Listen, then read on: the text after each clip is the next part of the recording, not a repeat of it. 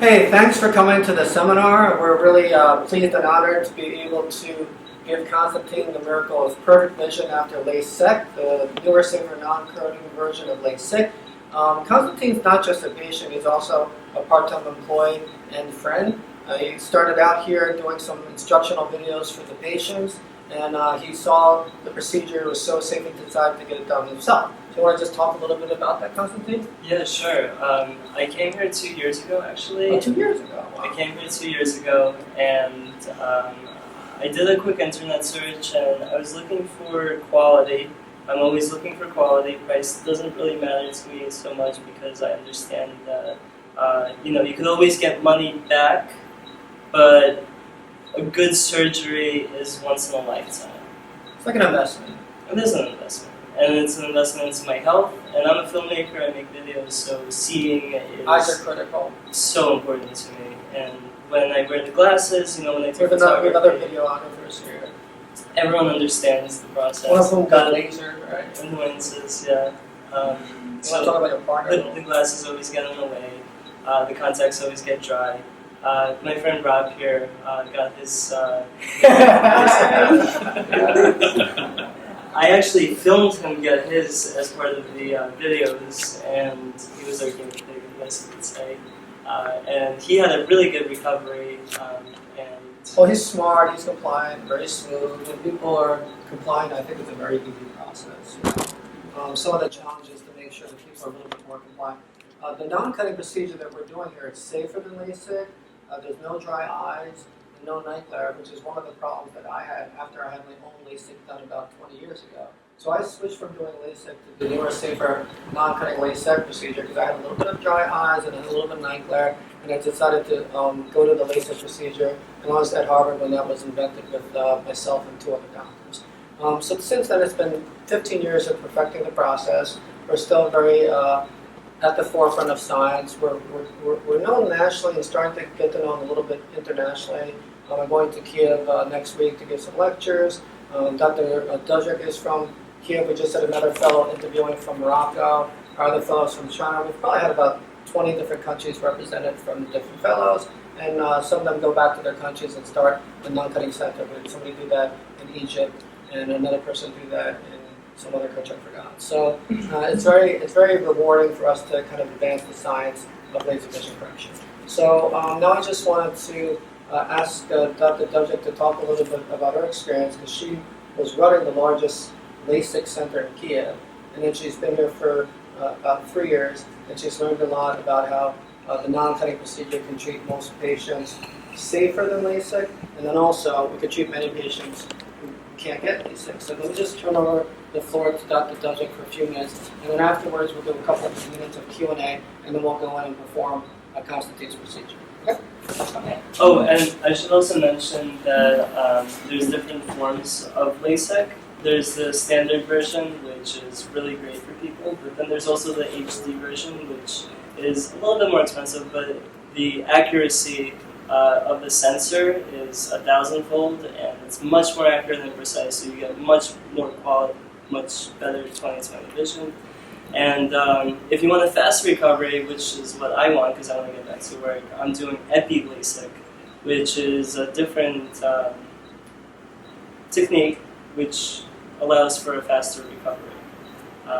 And I'm also getting a lifetime warranty because I'm young and I understand that vision will change over the next couple of decades. So that's something that should be mentioned as well. My name is Dr. D. This is my short name. My full name is Tatiana Domzhuk. Dr. Chynn invited me to fellowship program 4 years ago from Kiev. I met him in the ophthalmology congress. And when I came here, I didn't speak English, like zero. It took for me 2 weeks to understand what he's talking about, like to go somewhere to do something. But like every year it's getting better. And what Constantine said about quality, the quality is the best only in this place. And we can say this not only in the US, it is in all world. Because we have like 100 checkpoint everywhere with different program, with different people. And even before we will shoot, double check again. And it is exclude any mistake.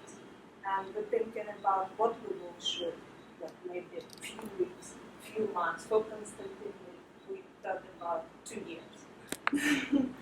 That's why I'm looking forward to give you a great vision, and he is a very nice person, and he is our co-worker now, and we know his girlfriend, Savannah. She is very nice. She's a little nervous, but she came to help him. Here is his mom and his brother and 2 best friends, and we have one guy who found us Yes. in Groupon. It's not from our company, but welcome. Everyone who is looking for 1,000 off in Groupon, welcome. You will get this.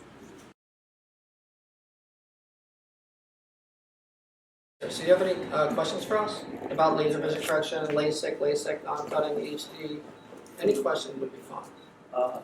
Yeah, so I was talking to one of the guys earlier, John, a year ago. So yeah, a lot of good information from him. So what is the recovery period? Okay, it depends on really 3 factors. Age, younger patients recover quicker, obviously. Okay? So he's less than 30, so it'll be very quick. I would say people over 40 maybe have to be conscious they're not 20 years old, so they might have to add a day for the recovery. Also due to prescription, because on some intuitive level, you have to understand the more we're lasering off, the longer the recovery. So Constantine, again, has an advantage. He's not a high prescription, something like -3. If you have something like -9, or we've lasered the highest prescription in the world. We've lasered up to -20. The reason we can do that safely is we're not... Yeah, the 22, 20, 20, 22, something like that, okay? I like to talk about the 21 because they came out 2020. The 22 one came out when it's 2025. It's still a very good result, okay? But I'm just saying, we can laser much higher prescription than LASIK because we're not cutting it flat, so we're not wasting tissue. So back when I was doing LASIK, my upper limit was about -9, but by not cutting it flat, I have enough tissue to go up to -19. Okay? The higher prescriptions take longer to recover. And then also, Epi, LASIK, we're the only center in New York that's really doing Epi LASIK. We have an assistant who's assisting in that. And then we also have a guest surgeon who's going to be doing Epi LASIK. So we're the only center in New York doing that. It's a quicker recovery. Okay? So if you do Epi, your recovery is a little bit quicker. Also, compliance. Keep your eyes closed more, you get it quicker. Because we're taking the skin of the eye off here, which sounds bad, but it's a lot better than cutting into the cornea. All the complications come from cutting into the cornea. So by not cutting into the cornea, I don't cut the corneal nerves, which causes the dry eyes. I don't have a 2-piece cornea afterwards, which causes the night glare when the light goes through the 2 pieces of cornea. And avoid late trauma, because late trauma and LASIK, if you get punched in the eye with LASIK, your flap can come off. And every LASIK surgeon who's done a lot, I've done 25,000 cases in 20 years, has seen someone get punched in the eye and the flap gets torn off, and they never see well for the rest of their life. If he gets punched in the eye, God forbid, it doesn't really matter because he's not going to have the flap torn off. We never made it flat. Okay, so these are the advantages and why I switched from LASIK to LASIK. Now, your recovery, how old are you? About? Old enough. Okay, and what's your prescription? Is about like? My prescription is about 0.3. Yeah, -3 or something like that. So you would have to take 2 days off from work. Okay, so you'd have to plus the weekend. Okay, so Yeah. you'll do it on a Thursday.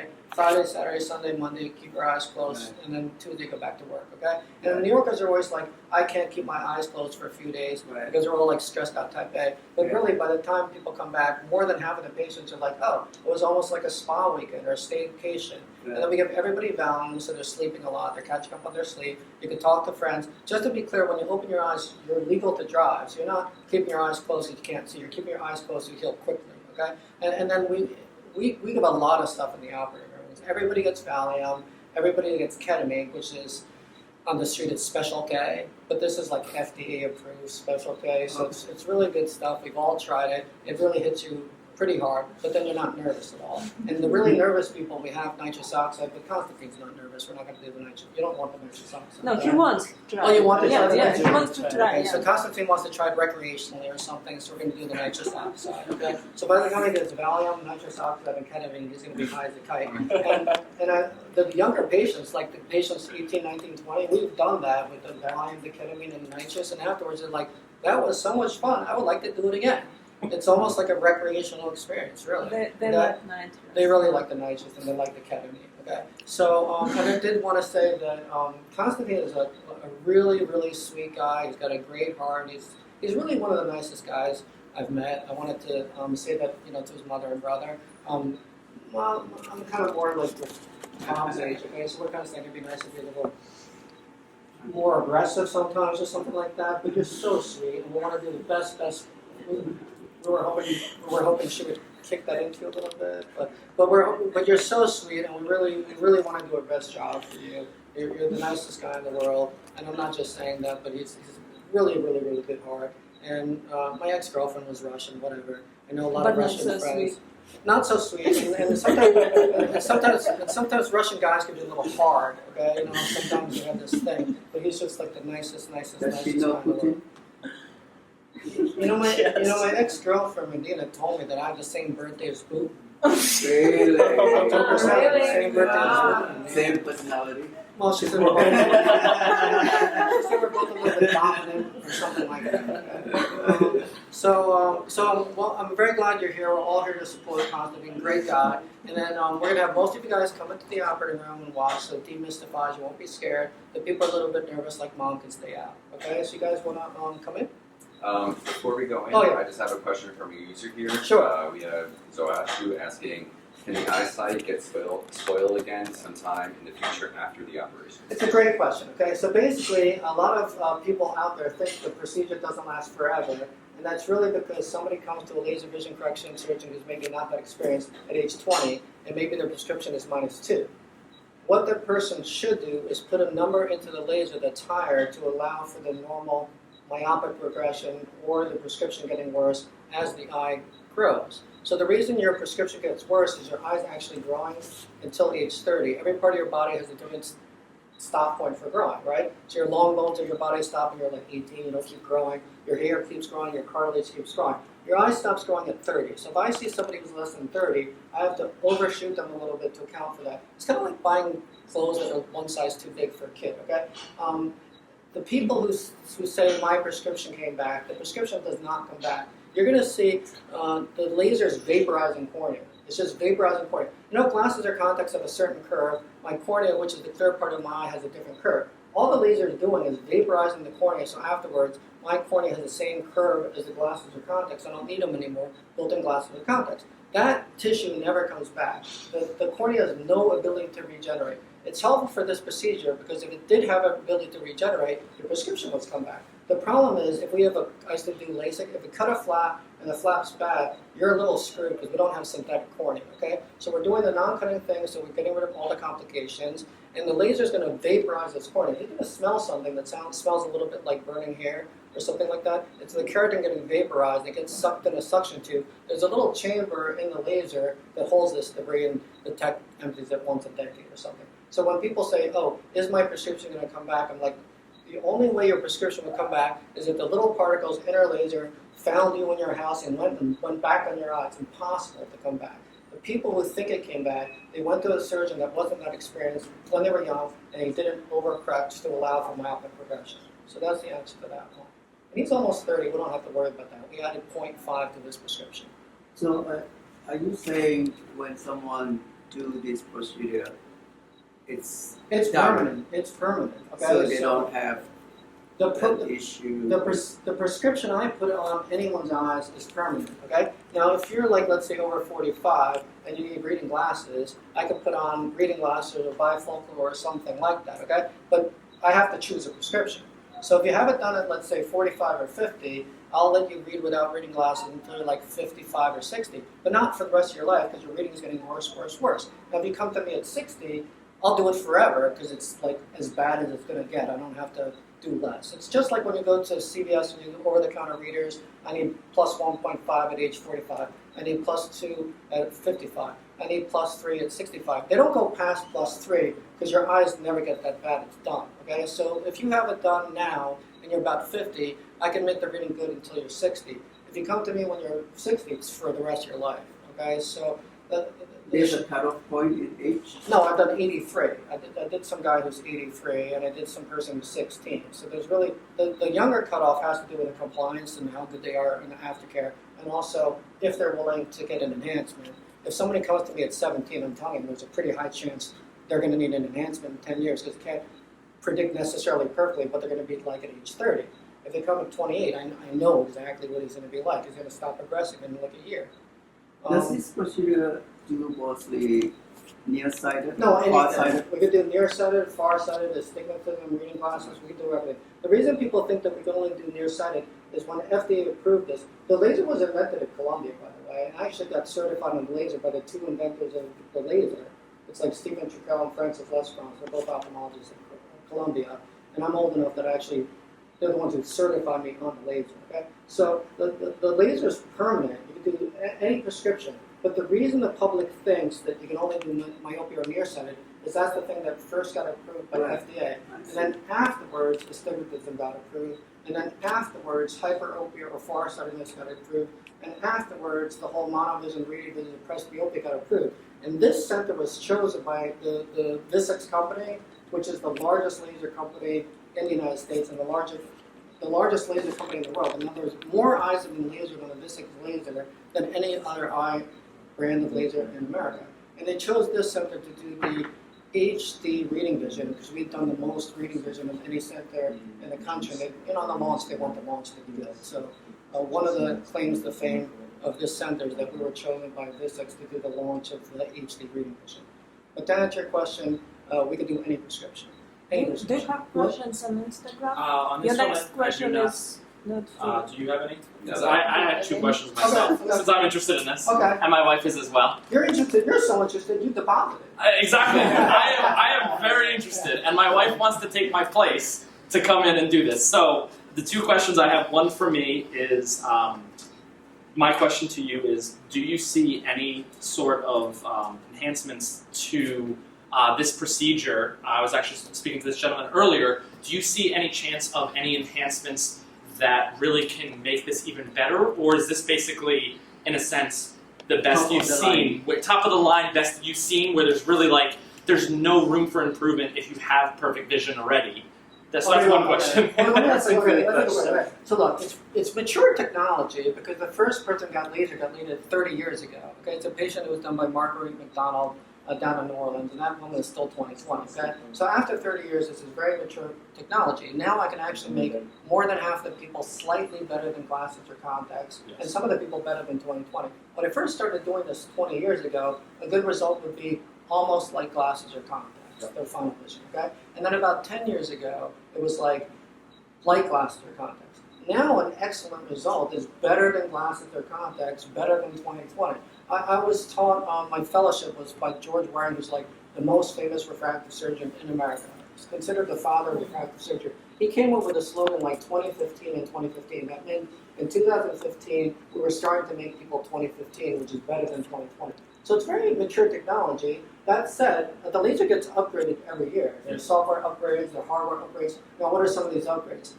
Right now, the wave scan's capturing 50 different points. So it's measuring, he's going to get the HD thing.